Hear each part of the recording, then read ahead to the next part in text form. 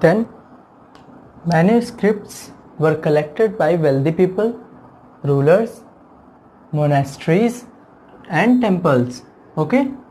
जो मैन्यूस्क्रिप्ट्स होते थे यानी जो हाथ से लिखी गई चीज़ें होती थी उन्हें कौन कलेक्ट करता था?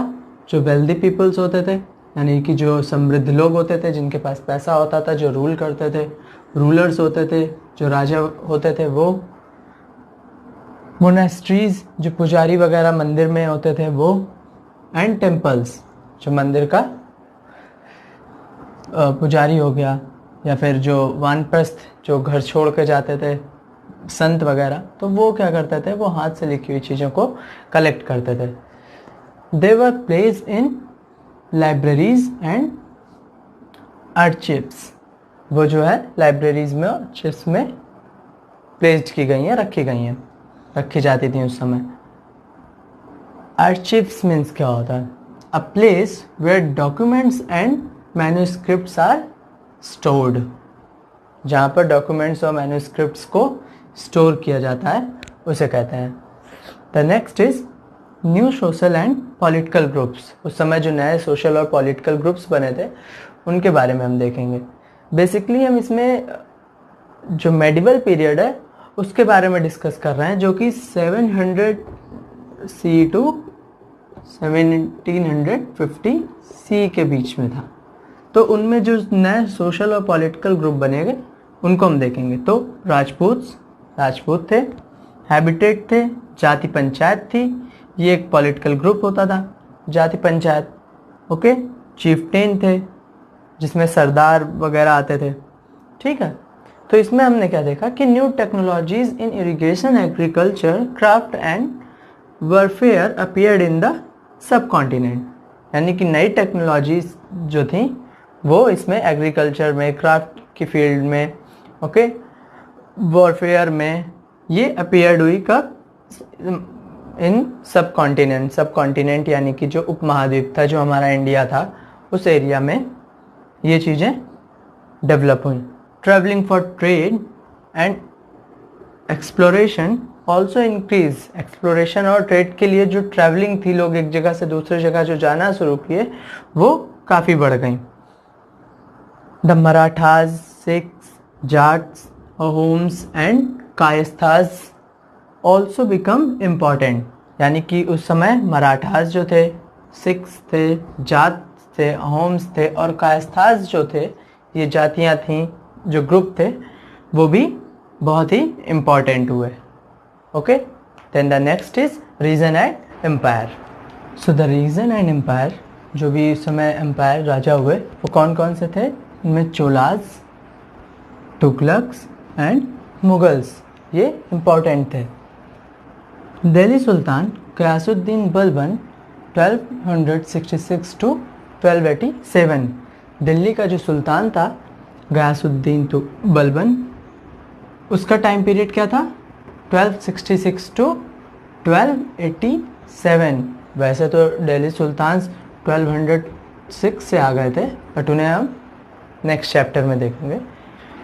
Here was Ghiyasuddin Balban. During this period, important changes occurred in Hinduism.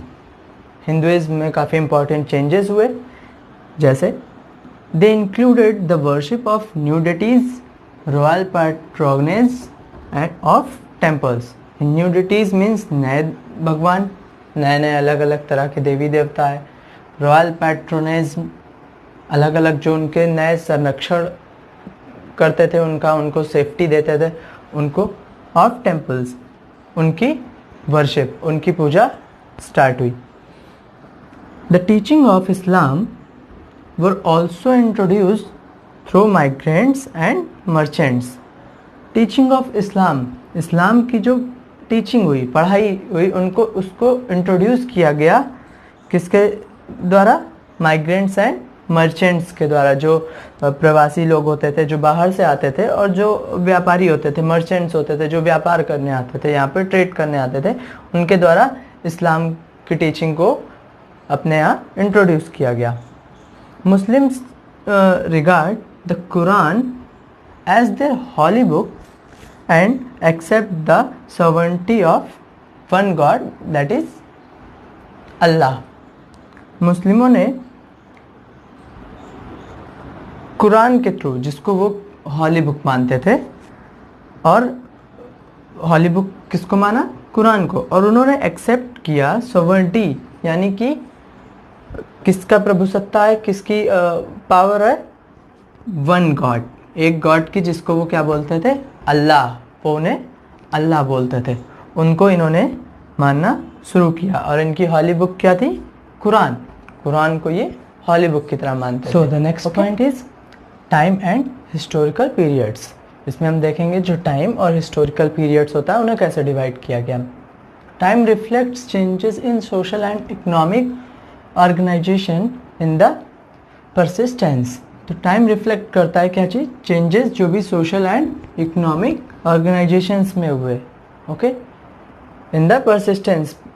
जो सोशल, सामाजिक और इकोनॉमिक, यानी कि वहाँ पे इकोनॉमिकली क्या क्या ऑर्गेनाइजेशंस, क्या क्या चेंजेस हुए, उन्हें टाइम रिफ्लेक्ट करता है। यानी कि जैसे जैसे हमने टाइम पीरियड डिवाइड किया अपने हिस्ट्री में, उससे हम इन चीज़ों को सही तरीके से जान सकते हैं कि किस टाइम पे कैसा सोसाइटी कैसी थी, और उस समय वहाँ पे इकोनॉमिकली क्या कंडीशंस थी। Okay, next is British historians divided India's history into 3 periods. British historians जो थे, जो अंग्रेज आए थे, उन्होंने हिस्ट्री को, इंडिया की हिस्ट्री को 3 पार्ट में डिवाइड किया था। First is Hindu, second Muslim, and the third British.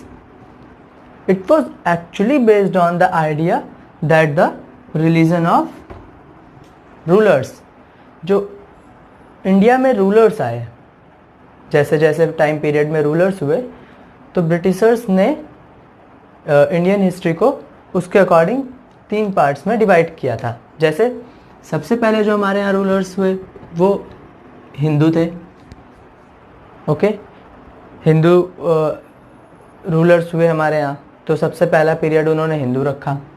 Medieval time में मुस्लिम्स आए इंडिया में, तो सेकंड पीरियड उनका मुस्लिम था। And finally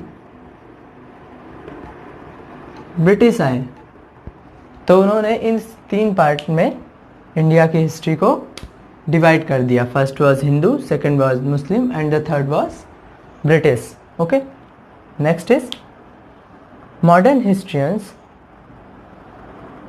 focus on economic and social factors. जो मॉडर्न हिस्टोरियंस थे उन्होंने क्या किया? उन्होंने फोकस किया इकोनॉमिक एंड सोशल फैक्टर को, यानी कि जो इकोनॉमिक और सोशल फैक्टर थे उस पर मॉडर्न हिस्टोरियंस ने ज़्यादा फोकस किया, और उन्होंने डिवाइड किया इंडियन हिस्ट्री को into ancient, medieval and modern periods. Okay, उन्होंने डिवाइड किया एंशिएंट में, यानी जो सबसे पुराना हुआ, प्राचीन जिसको बोलते हैं हिंदी में, ancient, medieval time period and the modern time period. इसमें बहुत से चेंजेस हुए, जैसे यहाँ पे हम कह सकते हैं 700 CE के पहले तक का जो टाइम था उसको एंशिएंट में रखा, 700 टू 1750 के अप्रॉक्स इन्होंने मेडिवल को रखा, and the modern was after 1752 till now. Okay, वो इन्होंने मॉडर्न हिस्ट्री में रखा। तो इस तरह से डिवाइड किया गया हिस्ट्री और उसके टाइम पीरियड को। Okay, it was your first chapter of history. I hope you have understood this. So we will meet with the next chapter in the next class. Till then, have a good day. Thank you.